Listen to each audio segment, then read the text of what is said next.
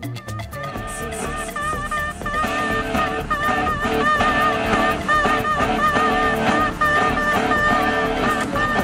realizzazione di uno snodo. Ne faremo vari tipi, proprio per mostrare le differenze tra l'uno e gli altri. Iniziamo con uno snodo realizzato con i silicone clips come stopper per le perline.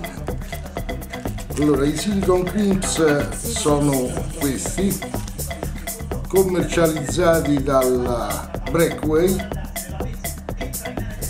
Si compongono di un normalissimo crimp, che sarebbe il tubicino metallico utilizzato nella pesca a traina o per l'aggiunzione del cavetto in acciaio, al cui interno viene montata un'anima siliconica che è quella che praticamente dà il blocco sul nylon e la scorrevolezza, pur se forzandolo abbastanza.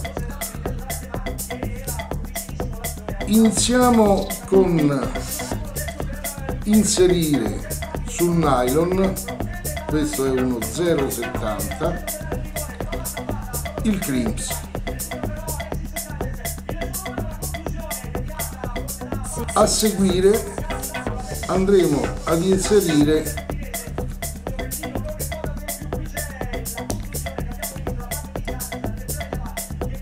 il silicone,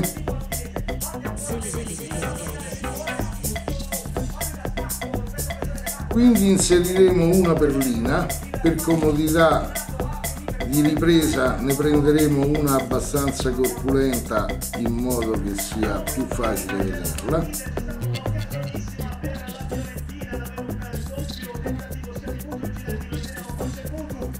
Quindi andremo a mettere la girella, che sarà l'anima dello snodo,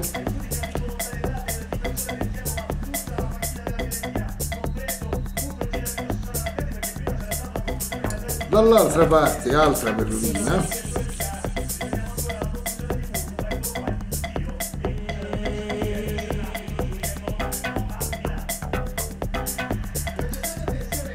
altro crimp anima di silicone,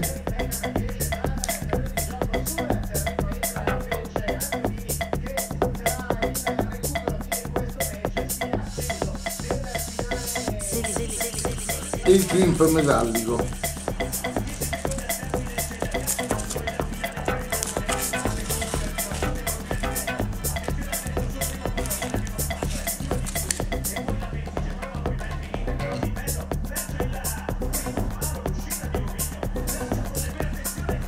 Adesso andremo ad inserire il silicone all'interno del tubicino metallico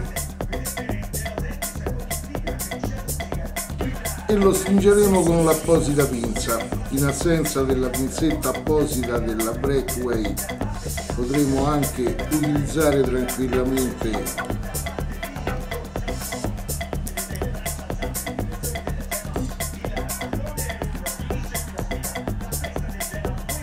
il crimp è bloccato. Possiamo aumentare il serraggio con una maggiore pressione della pinza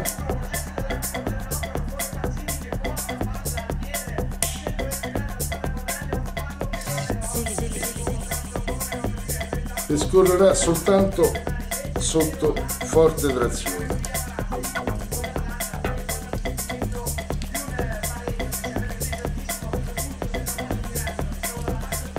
Lasceremo un leggero gioco tra le due perline per consentire la rotazione in libertà della girella, sufficiente qualche millimetro, e andremo a serrare l'altro quinto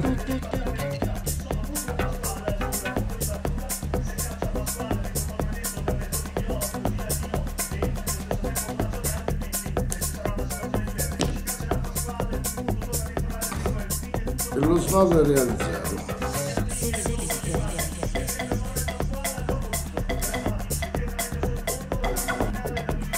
Se avremo l'esigenza di posizionarlo su un tratto di trave diverso, sarà sufficiente spostare il crimp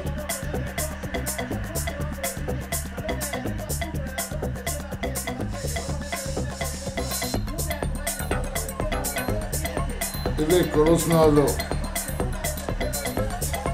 realizzato,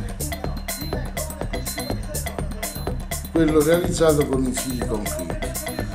Potremmo anche cercare di risparmiare qualche soldino, che non guasta mai, e anziché andare a prendere i silicone della Brackway potremmo utilizzare un piccolo segmento di tubicino al silicone sul quale andremo a mettere un crimp metallico di qualsiasi tipo, purché sia di misura rapportata alla grandezza del tubicino di silicone.